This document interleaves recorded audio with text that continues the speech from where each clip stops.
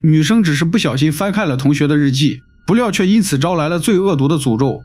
詛咒你沒朋友，被鬼追，嚇死你！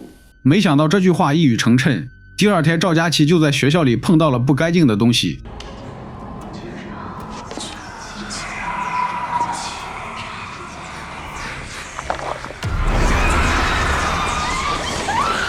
今天繼續給大家帶來台灣最新驚悚恐怖劇集《聰明鎮》第2集的精彩故事。上集咱們說到，崇明鎮突然煙霧四起，所有學生被要求戴上口罩，立刻回家，不得外出。臨街商戶也被嚇得紛紛躲回了家裡，似乎有什麼可怕的事情即將發生。整個小鎮被無盡的恐懼籠罩，濃稠灰白的霧氣轉瞬間吞噬了一切。可是吳雙一並沒有乖乖聽話，反而是一個人鑽進了深山，繼續對着趙佳琪的人偶施加詛咒。說你交不到朋友，詛咒你永遠都離不開這個鬼地方。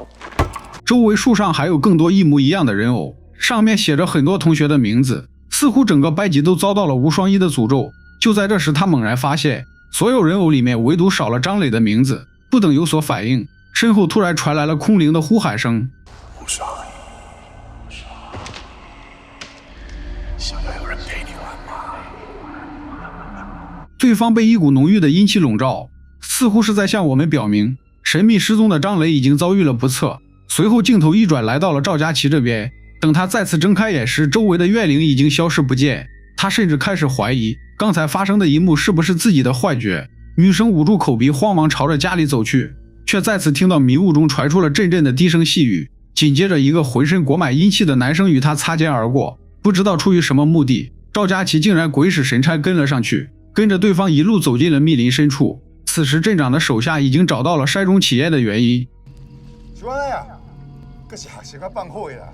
男人在這裡用了一個又字，也就是說這已經不是學生們第一次進山放火了。他們為何會一而再再而三地跑來這裡放火，其目的暫時還不得而知。就在這時，他們發現了不遠處的趙佳琪，佳琪也被這一聲驚呼震醒，看清楚對方的樣貌後轉身逃離，但很快就不小心摔倒在地，被对方追上。危急時刻飛來一塊石頭擊中了男人的肩膀，沒想到就是這一個轉身的功夫，趙佳琪早已爬起來溜之大吉。他從路邊車上順走了一個防毒面具才得以逃脫，但卻不小心將王希宇送他的手帕落在了現場。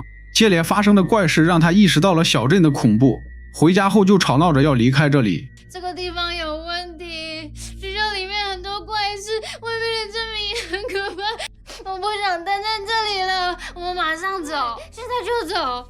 可是無論他怎麼說，一心只想着復讀的媽媽根本聽不進去，只認為是女兒在學校裡受了欺負。趙佳琪心裡燃起的希望轉瞬間消失破滅，緊接着他又一次看到了恐怖的一幕，媽媽手上的膿包被他搓得血肉模糊，在趙佳琪眼裡惡心至極。你不要再說了，我要回家。你到底怎麼了？你不要嚇我，媽媽哪裡做錯了？你要這樣子對媽媽？你根本沒有考慮過我的感受啊！你現在不走，我就自己走。所以你現在要選你爸媽？你明知道媽媽只剩下你了，那個家已經沒了，不能回去了。直到這時，趙佳琪才知道，媽媽為了供他復讀，賣掉了所有的一切，孤注一擲賭上全部籌碼，只為了他將來能夠有個好的前途。這份愛無比沉重，卻又令人窒息。趙佳琪一時間也不知道該如何是好。你是媽媽唯一的希望，你不能夠像我一樣沒出息，只要能讓你出人頭地，媽媽做什麼都可以。這個時候我知道了，未來不是屬於我的，而是屬於媽媽沒有擁有過的人生。另外一邊的鎮長跑到了校長辦公室問責，通過兩人的對話可以看出，學生的行為已經威脅到了鎮長的利益，必須找出手帕的主人嚴肅處理。而且校長與鎮長之間似乎也有着什麼見不得光的勾連，校長想樹立自己的威信，卻又不得不暫時選擇隱忍，表面上屈從於鎮長的威壓之下。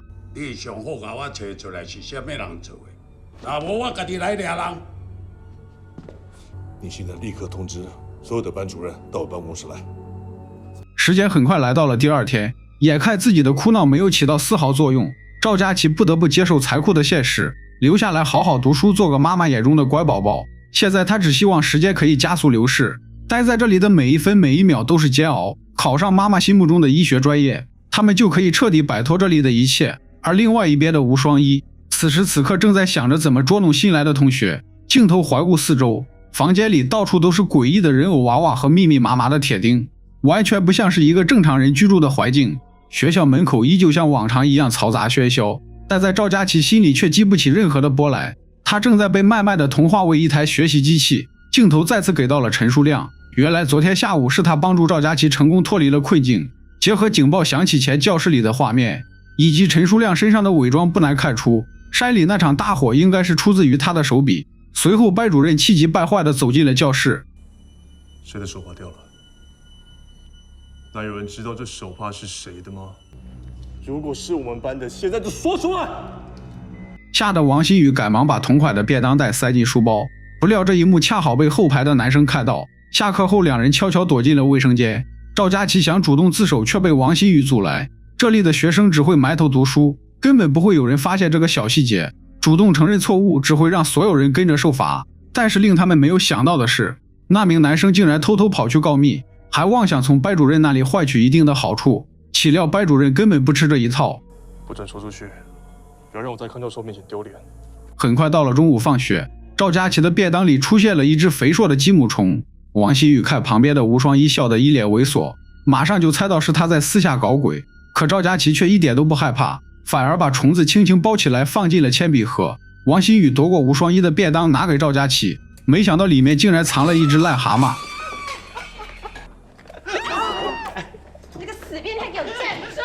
鏡頭再次來到何麗芬這邊，他下樓買菜時恰好撞見江會長正在和幾個學生家長開家長會。下周就是第一次的模擬考試，每個家長都希望自己的孩子可以進衝刺班，而不是被強制退學。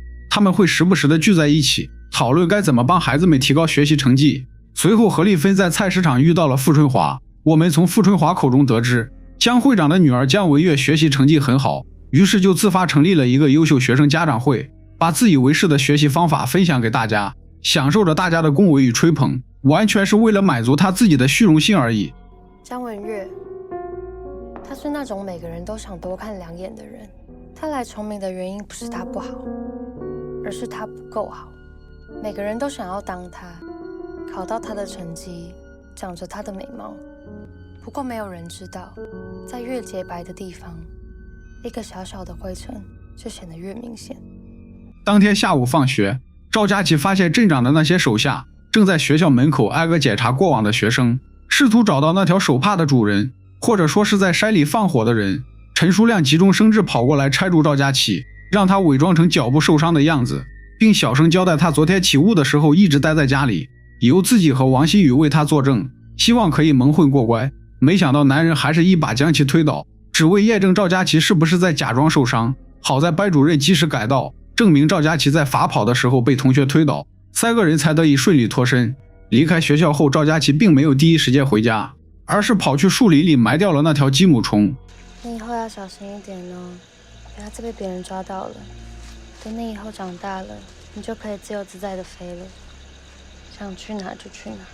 這番話看似是在說雞母蟲，可又何嘗不是在說他自己呢？就在這時，一個瘋瘋癲癲、渾身是血的女人突然出現。陳書亮認出此人就是張磊的媽媽，可還不等他靠近，女人就如同見鬼了似的怪叫着轉身逃走。張磊神秘失蹤，他媽媽也不知道為什麼變成了現在這副模樣。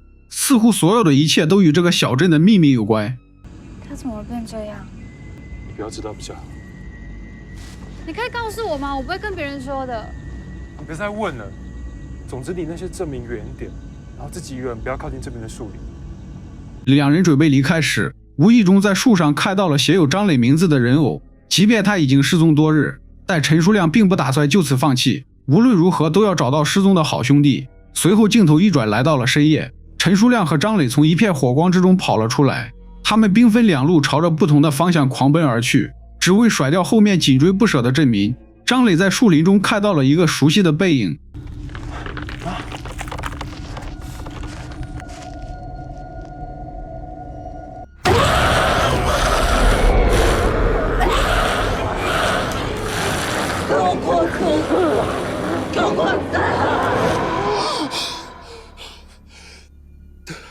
原來剛才發生的一切全都是陳書亮的噩夢，他和張磊到底經歷了什麼？又為什麼要在山裡放火？咱們帶着這些疑問繼續往下看。這天姜文月正在練琴的時候，媽媽突然走過來祝他生日快樂，還買好了蛋糕等着他晚上放學一起慶祝。被丟人现眼生下来的日子有什么好庆祝的？姜文月跟了媽媽的姓氏，再結合他說的話，不難看出姜會長很有可能是做了別人的小三或是情婦，這也是女兒如此憎惡他的最主要原因。姜文月雖然討厭自己的母親，卻非常喜歡對方遺傳給他的這副容貌。你是最漂亮的。四班有個喜歡姜文月的男生名叫陳俊宏，總是找各種理由接近姜文月。這天他又買了一瓶香水想要送給自己的女神，但是姜文月似乎看出了他的動機，急忙找了個借口拉着一旁的趙佳琪聊天，完全沒有給男生上前搭話的機會。距離模擬考試的日子越來越近，班裡的學習氛圍也隨之越來越濃。考試成績排名前30的同學可以進衝刺班，後30名則會被強制退學。有人退學也就意味着有了入學名額，那些焦急等待名額的家長總算是看到了一絲的曙光。那個時候我真的以為好好的讀書就好，做個好學生，成為媽媽眼中的乖女兒，只要撐完這段日子就可以了。但是這全部都是假的，你永遠離不開聰明。考試開始。張磊媽媽依稀記得今天是模擬考試的日子，哪怕已經意識模糊神志不清，依然沒有忘記跑到學校門口給兒子加油。恰好路過的王秋愛無意中看到了這一幕，為了摘草除根以絕後患，一個大膽的想法隨即出現在了男人腦海。當天晚上深夜，王秋愛趁着女人吃東西的時候悄無聲息靠了過去。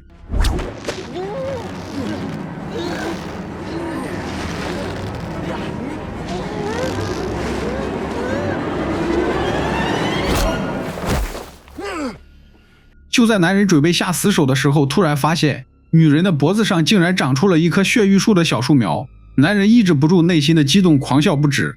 一旦讓他掌控了這種東西，也就意味着小鎮到了權力重新分配的時候了。王秋愛趁着夜色的掩護，把女人運出樹林，途中恰好碰到了小鎮的巡邏隊員。2名隊員一邊走一邊抱怨鎮長給他們的東西越來越少。這可能就是王秋愛想自己種血玉樹的最主要原因。有了血玉樹，他就有了控制這些人的籌碼，也就有了與鎮長對抗的資本。王秋愛把女人帶到一處隱蔽的倉庫，埋進了早就準備好的土坑裡。血玉樹可以借助女人身上的養分慢慢長大，隨之一起茁壯成長的，還有王秋愛那日益膨脹的野心和隱忍多年的怒火。倉庫裡面還有另外一棵已經枯萎了的血玉樹，樹上還掛着一串女人的項鏈。王秋愛來到跟前，輕輕撫摸着那串項鏈，眼神中充滿了無盡的柔情與悲傷，生怕驚醒了樹下躺着的妻子。第一次模擬考，我們班只有一位同學進了衝刺班，吳雙一。出乎所有人的意料，一向吊兒郎當的吳雙一竟然拔得頭籌，成功考進了人人向往的衝刺班。認為勝券在握的姜文月瞬間變了臉色，姜會長看到成績的那一刻也被驚到目瞪口呆。吳雙一究竟是作弊，還是得到了神秘力量的幫助？下一期視頻為大家揭曉答案。以上便是台灣最新驚悚恐怖劇集《聰明鎮》第2集的全部內容。喜歡視頻的朋友們訂閱關注點讚收藏支持一下，我是大嘴，咱們下個電影再見。